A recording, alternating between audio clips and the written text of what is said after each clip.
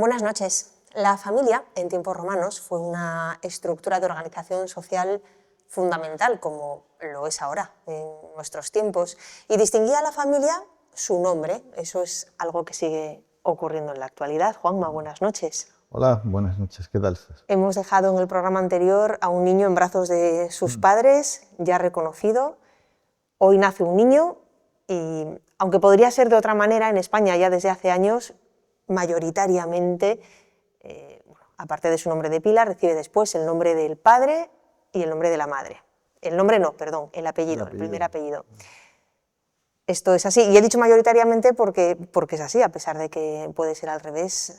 No llega al 1% de parejas las que se alejan de esa manera de proceder durante tantos años. Sí. Y entonces... Bueno, eso que hacemos nosotros tampoco ocurre desde siempre, ¿no? Es decir, el tema de los apellidos y todo eso. De hecho, nosotros somos, digo nosotros, en nuestro país, somos un poco raros en el mundo porque utilizamos el apellido de la madre, del padre y de la madre. Pero en los países anglosajones eso no solo el del ocurre, padre. solo utilizan el del padre. Ítem más, la mujer pierde su apellido en esos países.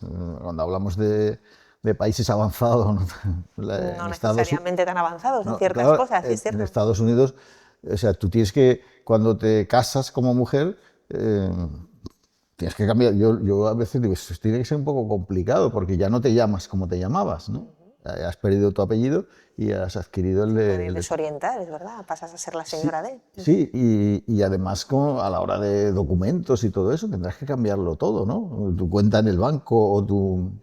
es decir, es una forma, los países anglosajones, una forma mucho más dura de controlar a la mujer, porque ya ni siquiera, o sea, pierdes hasta tus antecedentes o tu... Es parte de tu identidad. Exactamente, claro. Pues lo pierdes. Pues decimos, es que en España es el segundo apellido, sí, bueno, el segundo apellido, pero la mujer no pierde su nombre, su identidad, su apellido.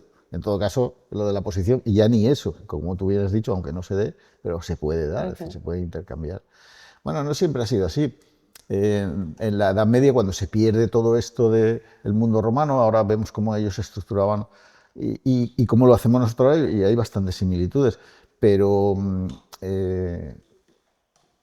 la Edad Media desaparece, lo que tienes es un nombre y ya está.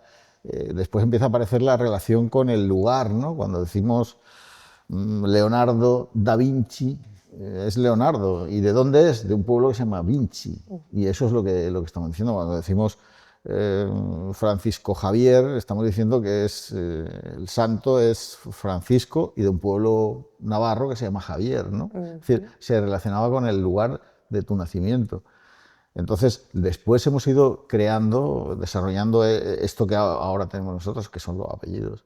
Los apellidos se basan pues, en los oficios, herrero, carpintero o fogonero, quiero decir, lo que hacía, o en una característica singular, que como veremos los romanos también hacen algo parecido, pero hay características que se heredan, ¿no? Si hay alguien que se llamaba, había alguien en el Congreso que se llamaba Galeote, se apellidaba Galeote. ¿Galeote qué es? Galeote es el que remaba como castigo las galeras y el apellido lo habría heredado. O tenemos ahora a Rufián, ¿no? ¿Rufián qué es? Pues que ese apellido lo habrá heredado de algún miembro de su familia que adquiriría. O decimos ladrón de Guevara, o decimos... Hay una serie de apellidos que tienen que ver con eso. O con el lugar, que siguen existiendo, cuando decimos Alcaraz, o decimos muchos pueblos de la geografía. Hemos ido desarrollando distintas maneras de identificarnos. Claro, y una muy típica y común, no solo a España, sino a toda Europa, es el hijo de, ¿no? Cuando los ingleses le añaden el son detrás, cuando dicen Johnson o Robertson, están diciendo hijo de. Hijo de. Cuando es en vez de son, es sen, bueno, en otros países nórdicos, el hijo sería sen en vez de son. En España, ¿cómo lo hacemos? Pues le añadimos la terminación en Z. La terminación en Z. Cuando decimos Sánchez, que es, en este caso es mío, es hijo de Sancho, o hijo de López, si es López, o hijo de García. Vamos estableciendo esa relación. Y de esa forma nos vamos creando, componiendo lo que es nuestro nombre, lo que llamamos nombre de pila. ¿Por qué lo llamamos de pila? Porque tenemos una educación cristiana, ¿no? Y claro, ¿por dónde nos imponen el nombre? La pila bautismal. En la pila bautismal, por eso es el nombre de pila. En realidad es el nombre propio, si lo queremos decir de una manera más generalizada, ¿no? Porque no solo los que pasan por la pila tienen nombre propio, ¿no? Y los apellidos vienen eso del padre y de la madre. En otras culturas, pues en la cultura árabe musulmana, pues la mujer es también invisibilizada y es hijo de y nieto de, ¿no? Veremos que los romanos también hacen algo parecido. Entonces, el Iv que utilizan en sus nombres, además lo puedes remontar a varias generaciones, ¿no? En la cultura árabe, el sí, IBN, ¿no? IBN, el Iv es hijo de, ¿no? Viene siendo también, en vez de añadirle como nosotros la Z, va a decir que eres hijo de Sancho, de López, o lo que sea, pues ellos, el padre y el abuelo y el bisabuelo, lo puedes llevar varias generaciones hacia atrás. Y así es como funcionamos nosotros más o menos ahora. ¿Cómo lo hacían en Roma? Sería la... ¿Cómo lo hacían? Es algo parecido, ellos también tienen Se parece, sí. un nombre de pila, o propio, porque tampoco ellos eran bautizados, ¿no? Pero sí tienen un nombre que es el nombre con el que te llaman, ¿no? Es decir, es tu nombre propio, ¿no? Ese es lo que llaman el praenomen, ¿no? El praenomen es la primera parte de lo que en el mundo romano se da en llamar la tria nomina, ¿no? Los tres nombres que te identifican. Y el primero sería el praenomen. El praenomen, si te llamas Cayo, pues ese es... Es el que se elige. Es el que se elige. Sí. Veremos que también es distinto, las mujeres es distinto, pero en los hombres es Cayo y luego tienes el nomen. El nomen es la gens, ¿no? La gens es el concepto de familia, ¿no? Es decir, tú perteneces a una familia amplia. En un sentido amplio, ¿no? En un sentido amplio. Más comunidad. Sí. De hecho, incluso luego vemos con el avance del tiempo que se diversifican ramas de familias que en principio son unas, se van diversificando y van adquiriendo singularidades para diferenciarse, ¿no? Entonces, ahí aparece el nomen, ¿no? Que identifica a qué gens, a qué familia perteneces.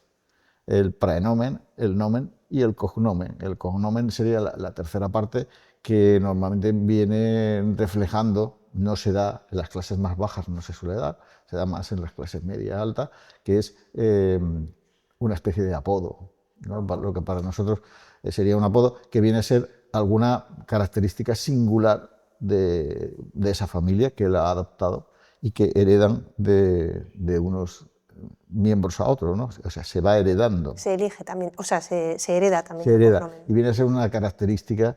Ahora después pondremos algunos ejemplos, si te parece, y podemos ver cuáles son esos. Y hay que vivir haciendo honor. Hay que demostrar el cognomen, quiero decir, lo heredas porque algún antepasado tuyo se le ha dado y habrá que defenderlo, ¿no? Bueno, es tu identidad. Es tu identidad. Volvemos a la comparación. Nosotros a veces tenemos apellidos que son un poco... difíciles de defender. Sí, raritos, ¿no? Sí. Pero es tu identidad. Es tu identidad. Te guste o no te guste, es tu historia. Es la historia de lo que eres, ¿no? Del producto de lo que hemos llegado a ser, ¿no? Hay que valorar, ¿no? Yo creo que no valoramos lo suficiente. Me voy a salir un poco del... Vale, poco. Un poquito. Me voy a salir un poco con una cosa que para mí es muy importante y de la que no nos damos cuenta. Y es que para que nosotros estemos sentados aquí, tanto tú como yo, como cualquiera de los de quien hables, ha habido mujeres que lo han pasado muy mal a lo largo de la historia, que han sido capaces de sacar adelante a un hijo que de alguna forma será tu tatarabuelo o una hija, que también lo habrá pasado muy mal, para poder alimentar, para poder mantener. No hay que irse muy lejos, hay que irse muy lejos, pues, principio del siglo XX, pero si nos vamos más atrás, a la Edad Media, podemos imaginar las racias, el hambre, los inviernos, es decir, eso somos nosotros, el producto de eso, y de eso venimos. Entonces a veces olvidamos nuestra herencia, ¿no? Y no es que sea de un tipo o de otro, de una raza o de otra, da igual de lo que estamos hablando de mujeres que han sido capaces, y hombres también, por la parte que les toca, pero bueno, las que dan a luz son las mujeres. Y las que mantienen eso son las mujeres, ¿no? Cuando hablamos del mundo romano, hablamos de matronas, ¿no? Ellos tienen una especial devoción a las mujeres, luego las tratan como las tratan, en la guerra van ellos, ¿no? Y el poder lo tienen ellos, pero ellos tienen una especial devoción hacia las mujeres y las consideran como algo muy, muy especial, porque efectivamente lo son, ¿no? No, tienen un valor objetivo. Tienen un valor, ¿no? Son valoradas, por la razón que sea, son pero muy son valoradas, valoradas. muy valoradas, y son muy importantes dentro del núcleo familiar, muy importantes. Hay una frase que para mí lo resume muy bien: cuando la naturaleza tiene que decidir quién procrea, quién genera la siguiente vida, elige al más fuerte. La naturaleza funciona así. Entonces, a veces perdemos de vista que hemos tenido, que detrás de nosotros hay toda una serie de, no los conocemos, no lo sabemos, pero hay una serie de personas, de mujeres, de hombres que han tenido que luchar mucho para que nosotros estemos sentados aquí, lo valoremos o no lo valoremos. Y muchas habrán quedado en el camino. Es una cosa para mí trascendental, ¿no? Cuando hablamos de la esperanza de vida, cuando hablamos de lo difícil que es sacar, te decía, no hay que irse muy lejos, nuestras abuelas o bisabuelas, pues eso, tenían un número de hijos muy grande porque muchos de ellos se quedaban en el camino. Y el contexto sanitario en el que daban a luz, pues claro, lo que había, dejaba tanto que desear que... El dolor, los umbrales de dolor. Nosotros ahora somos muy delicados, entre comillas, ¿no? O sea, nosotros tenemos acceso a un mundo de medicamentos que no existía directamente. Un simple dolor de muelas te podía llevar por delante. Pues sí que nos hemos ido del tema, Juanma. Sí, sí que Has comentado antes, cuando hablábamos de... Ya te lo he dicho que me iba de cómo se nombraba a la familia, que en el caso de las mujeres era distinto. Y creo que lo has dicho ya a la hora de elegir el nombre de pila, puede ser. Claro, porque las mujeres no tienen nombre de pila. Directamente. Directamente. No tienen nada que las signifique al margen de la familia. Al margen del padre. Al margen del padre. Del padre, normalmente. También estamos hablando de un periodo de historia muy largo, estamos hablando de 1000 años, entonces no siempre ha sido así, las clases sociales también varían, hay diferentes etapas y diferentes formas, ¿no? Pero el modelo estándar es el utilizar el nombre, el praenomen, el nomen, para ser más exacto. El prenomen es el padre, pues tiene su... El prenomen es el nombre de pila. El nombre del padre, pero el nomen, que es el de la familia, poniéndolo en femenino. Ajá. Entonces, si tu familia es la familia de los Julios, pues tú eres Julia. ¿Vale? Y entonces, si eres hija única, pues coges también en femenino el cognomen. Y si sois varias mujeres, pues se les va numerando. Prima, segunda, tercia. Porque repiten, claro, repiten nomen claro, y cognomen. Claro, entonces ya no se le pone, sino que... Pero también lo de... Eso ha variado un poco, ¿eh? Sí, no, pero también en los hombres es muy común, hay hombres póstumos, ¿no? Es un nombre es un praenomen muy común, pues que son hijos, su padre ha muerto antes de que ellos nacieran, o el llamarlo sexto, ¿no?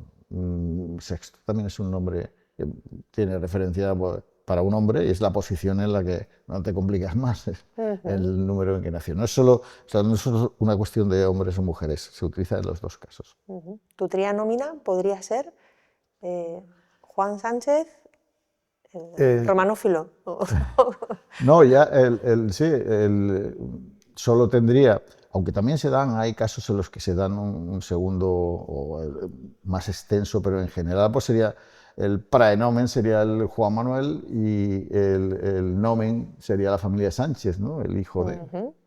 Y ya pues... Cognomen no tenemos. No tenemos, tendríamos que tener algún tipo de apodo, que hay apellidos que hacen referencia a los apodos. Pero ya no en ese sentido, no en el sentido romano, sino simplemente pues, por alguna característica, lo que decíamos antes de Galeote o Rufián o Peñalver, ¿no? O, en fin, que son cosas que se heredan por alguna razón, ¿no?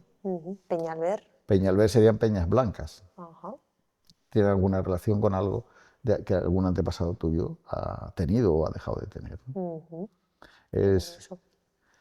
Siempre tiene alguna relación con lo que decíamos antes de los oficios o de cualquier otra cosa de estas, ¿no? Y vuelvo al niño, del final del programa anterior, del principio de este, reconocido por su padre, nombrado, ¿se registra? ¿Qué se hace? No. Sí, Sí, se registra. Sí. Los romanos tienen registros de todo. Ellos sí tienen... la Edad Media se pierde todo eso, pero ellos sí tienen una serie de libros que van registrándolo todo, ¿no? Y todas las familias, y todos los hijos, y todas las adopciones, y todos los matrimonios. Normalmente, y las herencias y todo esto, normalmente se depositan en el templo de las Vestales. Las vírgenes vestales son las que cuidan, y nos volvemos a salir del tema, ya hablaremos de las vírgenes vestales, son las que cuidan el fuego sagrado. El día que el fuego de Roma se apague, Roma caerá. Entonces, para ellos es muy importante mantener ese fuego sagrado, y son esas mujeres las que se dedican solo a eso. Pero, como tampoco ese es un trabajo muy denso, pues todo el mundo las utiliza como notarios. Y entonces ahí es donde almacenan toda la información de familias, de herencias, de todas estas cosas. Y entonces ellas guardan como una especie de control de todo eso.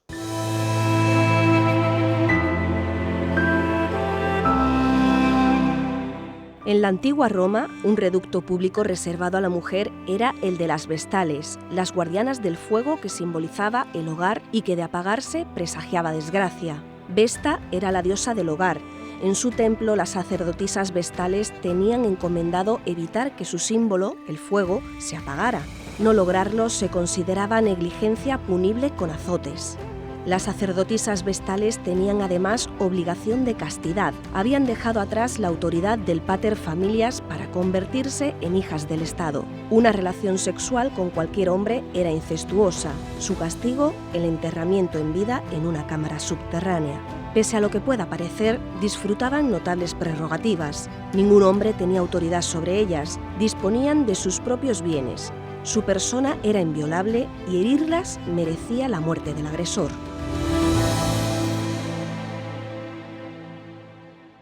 ¿Cuánta gente vive? Bueno, hemos pasado muy de soslayo por el concepto de gens, que por cierto, a mí cuando has hablado de que a veces hay ramificaciones, pues de ahí vendrá el árbol genealógico, ¿no? Es una pista muy... Claro.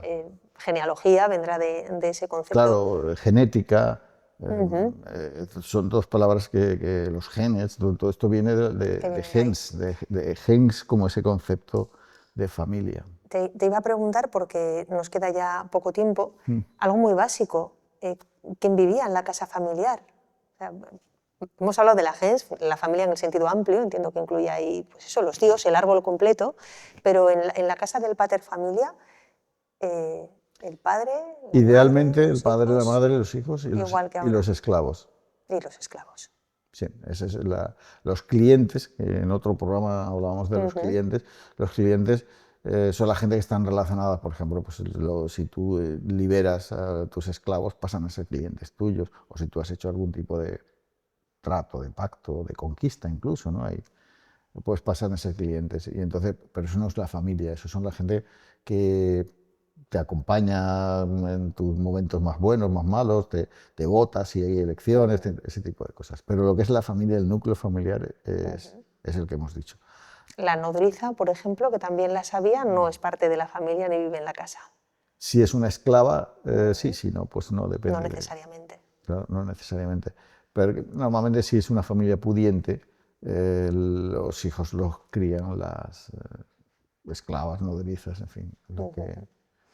Bueno, pues entre otras muchas cosas que nos quedan por hacer, estaría la de, con ejemplos, hablar de esa manera de dominar a las familias, pero esto lo vamos a dejar para la semana que viene, Juanma. Sí, vamos a dejar otra cosa también. ¿Qué pasa? Porque no me autopregunto. Hemos dicho antes que el niño se pone en eso. ¿Qué pasa si el padre Si renuncia, dice que no? Si dice que no. ¿Qué pasa con ese niño?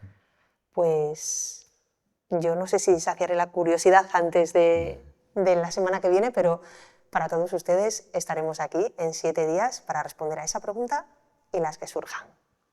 Muy bien. Muchas gracias. Gracias a ti.